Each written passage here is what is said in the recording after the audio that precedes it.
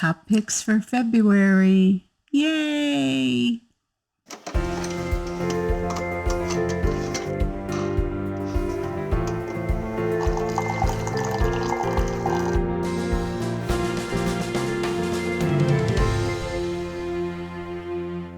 Keep reading. Hi, Terri Gillespie here, and welcome to February's Top Picks. So I'm a little late with this episode, but you can be really proud of me because this is the first time I've been dressed in 2 weeks. I have that upper respiratory thing. So I'm here. Okay. So I'm so excited about the books this month. And let's start with the lead book. And that is... This is Sarah Sundin's latest release, Embers in the London Sky. And oh my goodness, it's another beautiful book, but it's even more. It's got even more. So let's talk a little bit about Sarah. She is a best-selling author of When Twilight Breaks, Until Leaves Fall in Paris, The Sound of Light, and the popular World War II series Sunrise at Normandy, among others. She is a Christie Award winner and a Carol Award winner, and her novels have received star reviews from Booklist, Library Journal, and Publishers Weekly. Sarah lives in California. That's where I was born, actually. So this book was released at the beginning of the month, so you don't have to pre-order. You can order it now in hardback, paperback, ebook, and audiobook. So let's read a little bit about the story. Oh, by the way, I interviewed Sarah for my March's featured author, A2A.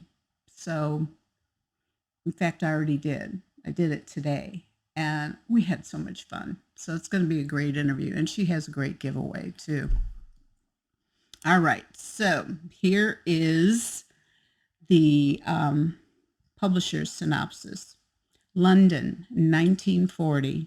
As the German army invades the Netherlands in 1940, Alida van der Zee Martins escapes to London to wait out the occupation. Separated from her 3-year-old son, Theo, in the process, the young widow desperately searches for her little boy, even as she works for an agency responsible for evacuating children to the countryside.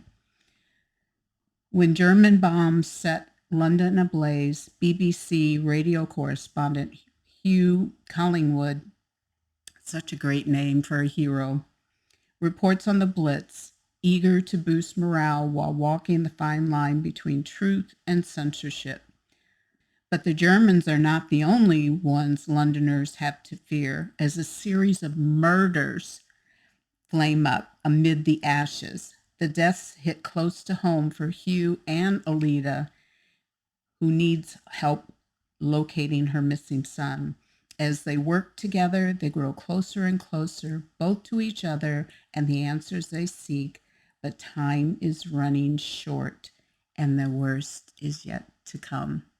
So that's the difference with this book. It's a murder mystery, too. So it's great. It's great. I actually... didn't make dinner the night I read it because I just couldn't put the book down. Just so good. I always say that, don't I? So good. It's so good. All right.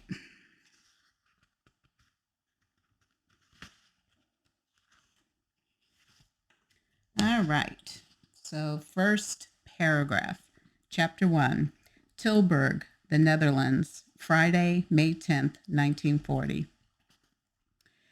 As soon as she escaped to England, Alida van der Zee Martins would cut her hair and have her son photographed for the first time. So why has her child never been photographed, and why can't she cut her own hair? You guys are going to love the interview. All right. Book 2, this one just released Tuesday, actually. Jill Eileen Smith, The Ark and the Dove. And what I love about Jill's books is that she's able to take historical biblical figures and give them sinew and flesh and emotions, and they become people instead of these icons that there's no way that we could emulate or learn from, because we just think they're so great, but very flawed and very real. So the faith journey is very real too. Okay. Jill Eileen Smith. Oh, so this came out in hardback, paperback, ebook, and audiobook. So Jill Eileen Smith is a best-selling and award-winning author of the biblical fiction series, The Wives of King David, Wives of the Patriarchs, and The Daughters of the Promised Land, as well as The Heart of the King, Star of Persia, Esther's Story, Miriam's Song, The Prince and the Prodigal, and Daughter of Eden. She is also the author of the nonfiction books When Life Doesn't Match Your Dreams and She Walked Before Us. Jill lives with her husband in Michigan. All right, so here's a little brief synopsis. Experience the story of the Great Flood as you never have before. Zara and Noah have walked together with the Creator for their entire lives. They have done their best in an increasingly wicked and defiant world to raise their 3 sons to follow in their footsteps. It has been a challenge, and it is about to get much, much harder. When the Creator tells her husband to build an ark to escape the coming wrath against the sins of humankind, Zara steps out with him in faith. But the decision and sabotage directed their way from both friends and extended family are difficult to bear, as is knowing that everyone she interacts with beyond her husband, her sons, and their wives is doomed to destruction. When the ark is finally finished and the animals have been shut up inside, Zara and her family embark on an adventure that will test their patience and their faith as they await deliverance and dry ground. Boy, this would be a great book club, or maybe a Sunday school read and discussion. Oh my goodness. So rich with information. Okay. All right. Okay, this is the prelude, first paragraph. I never thought my life would turn out this way, and to be honest, I would never have chosen this path, given the choice.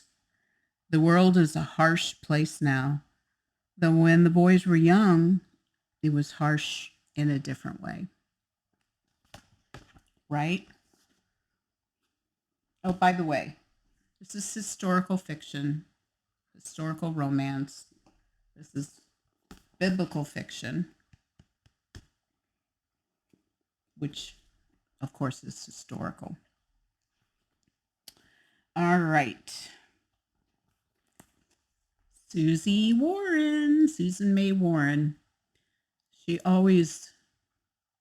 I love how she pulls things together. I interviewed her last year, I think, and she has a database of all of her characters, all of her books, and if she wants, like, somebody who's a taxidermist, she can go through her database and find a character who is a taxidermist. And and integrate them into the book. So it's great because they're like there's a synergy of different books and different series and stories that somehow they're all connected, which I love that. I love things like that. Susan May Warren is the USA Today best-selling and award-winning author of over 95 novels and nearly 2 million books sold. Her compelling plots and unforgettable characters have won acclaim with readers and reviewers alike, and her books translated into over 8 languages worldwide. She is married to a real-life hero and makes her home in Minnesota. Okay, so this was released. When was this released? Oh, this releases in March 5th. So what do we do if the books aren't out yet? We pre-order. Pre-ordering helps the author with their sales, actually, and their ratings. So, and sometimes there's some special little fun things that you get if you pre-order, especially if you pre-order from the publisher, who is Revell. And by the way, these other books were Revell as well. So, good folks. All right. So here's the back cover copy. Find, save, protect. Meet the heroes of the last frontier. When country music star Oaken Fox joins survivalist Mike Grizz's new adventure show in the Alaskan wilderness, he just wants to boost his fan base. But when tragedy strikes and the Air One rescue must save them, Oaken wants to quit. Too bad his producer has other plans, signing him on with the Air One rescue as a recruit and making a reality show. EMT Boo Kingston did not join Air Force One rescue to train a celebrity, but she's a rookie to the team. So yes, she'll train Oaken and keep him alive and not for a minute pay attention to his charm. And then 5 women go missing from a resort during a bachelorette weekend gone wrong. Now Air Force One and the rescue team will have to use all their skills and manpower, including Oaken, to find them before a blizzard sets in. But can they work together before tragedy strikes a second time? This is book 1 in the compelling saga of the heroes who will stop at nothing to bring you home. So this is Alaska Air One Rescue Book 1. I love her series. There's just, it's like a homecoming because there's so many characters that are connected. It's just so cool. So if it's not obvious, this is contemporary romance and adventure. All right. Chapter 1. Okay. I'm going to do 2 paragraphs because the first paragraph is just 1 sentence. Boo couldn't think of a worse way to die. The kid was buried under tons of snow, lost in a crevasse, the snowy mountainside simply opening up to gobble the 10-year-old skier whole. So we're jumping right into a rescue, and it's exciting. Oh, can't wait for book 2. All right. Isn't that a gorgeous cover? Ah, DiAnn, you're so talented.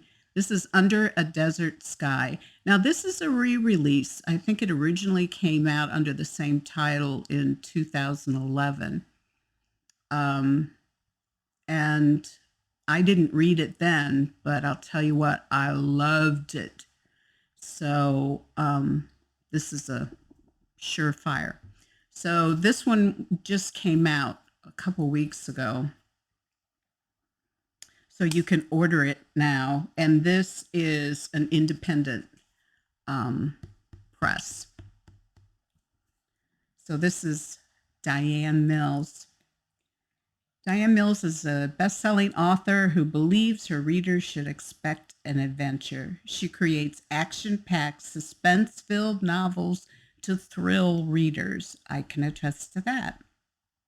Her titles have appeared on the CBA and ECPA bestseller lists.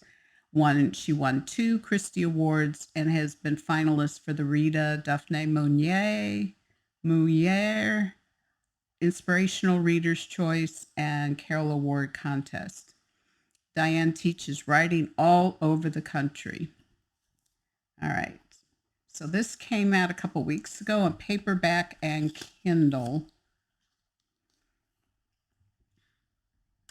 When Eva Fortier's grandfather is murdered, her attorney urges her to leave New York and take refuge in the high desert area of New Mexico, leaving her life of wealth behind.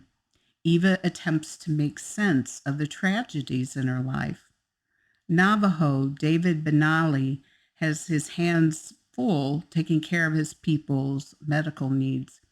But when his father asks him to help him fulfill a vow made to Eva's father, he has no choice but to oblige. He views Eva as a spoiled rich girl until he sees her strength in the midst of life-threatening danger. I love stories where the hero is native. All right, chapter 1. October 1935. Poisonous snakes come in all shapes and sizes. The one towering over me stood over 6 feet tall and wore a gray 3-piece suit. He straddled the bullet-ridden body of my grandfather and blew out a contemptuous sigh before bending to reach inside my grandfather's suit coat for his wallet. The killer's right back black polished shoe touched my knee where I dropped to help grandfather. The shoe was neatly tied, the knot and bow perfect. Blood coated the killer's hand, and he wiped it on the ground as though murder was a part of everyday life. See what I mean? Suspenseful. Okay, we've got another one. So this is historical romance. All right. I didn't say that before. Okay. Next one. Patricia Bradley. Like Patricia Bradley. This is the second book in the Pearl River series. And I really enjoyed book 1. And I love following the characters' storylines as the plot continues in the subsequent books. So this is Fatal Witness, and this is contemporary romance, contemporary suspense and romance. So this is published by Revell, and it came out February 6th, so you can order it now. Highly recommend. And it came out in hardback, paperback, ebook, and audiobook. All right. So here's a little bit about Patricia Bradley, just in case you don't know who she is. Patricia is the author of Counterattack, as well as the Natchez Trace Park Rangers, Memphis Cold Case, and Logan Point series. Bradley is the winner of the Inspirational Reader's Choice Award, a Selah Award, and a Daphne du Maurier Award. She was a Carol Award finalist, and 3 of her books were included in anthologies that debuted on USA Today bestseller list. Co-founder of Aiming for Healthy Families Incorporated, Bradley is a member of the American Christian Fiction Writers and Sisters in Crime. She makes her home in Mississippi. All right, so here's a little bit about this book. She doesn't remember the death of her parents, and someone will do whatever it takes to keep it that way. As a child artist and potter, Danny Bennett witnessed the brutal murders of her parents. With little memory of the incident or her true identity, she was forced to take on a new name and a new life, hidden away in Montana for the past 25 years. Mae Richmond has spent the same stretch of time searching for her granddaughter who went missing the night her daughter and son-in-law were murdered. Convinced the woman she saw in a pottery magazine feature is the woman she's been searching for, she enlists the aid of Canine Officer Mark Lassiter of Pearl Springs, Tennessee, who tracks Danny down. Skeptical but curious, Danny sets out on a journey to uncover the secrets of her past and reclaim her true identity. But someone close to her is determined to keep the truth of what happened all those years ago hidden.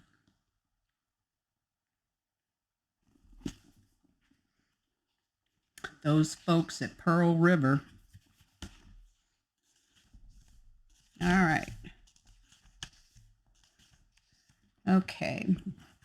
Chapter 1, first paragraph. The back door slammed, and 9-year-old Danielle Bennett jumped. Her daddy was home. She held her breath, waiting to see which daddy it was, the one who laughed and swung her up in the air, or the one who yelled and broke things.